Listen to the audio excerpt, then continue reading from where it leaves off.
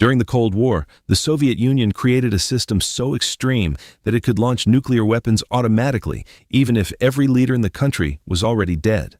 It was called dead hand, or perimeter, and its purpose was simple but terrifying. Guarantee that if the Soviet Union was ever destroyed in a surprise nuclear attack, it would still be able to strike back and end the world anyway.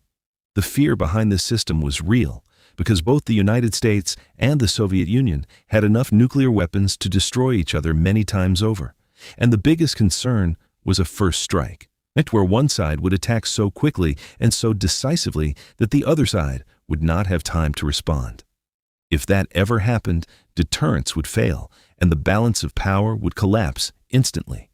So the Soviets designed a system that removed humans from the equation entirely. Dead hand would stay dormant during normal conditions, but in a crisis, it could be activated and placed on standby, waiting and monitoring the country for signs that a nuclear attack had already happened. It would check for multiple indicators, including seismic activity from explosions, radiation levels, and even whether communication with military command had suddenly gone silent. If all of these signals suggested that the Soviet Union had been wiped out and no human command was left to respond, the system would make the decision on its own. Special command rockets would then be launched, not to destroy cities directly, but to broadcast launch orders to nuclear forces across the country, triggering a full-scale retaliation. This meant that even if every Soviet leader, every command center, and every communication line had been destroyed, the country could still unleash its entire nuclear arsenal automatically. The logic behind it was brutal, but effective. If the enemy knew that a first strike would still guarantee their own destruction, then they would never risk launching one in the first place.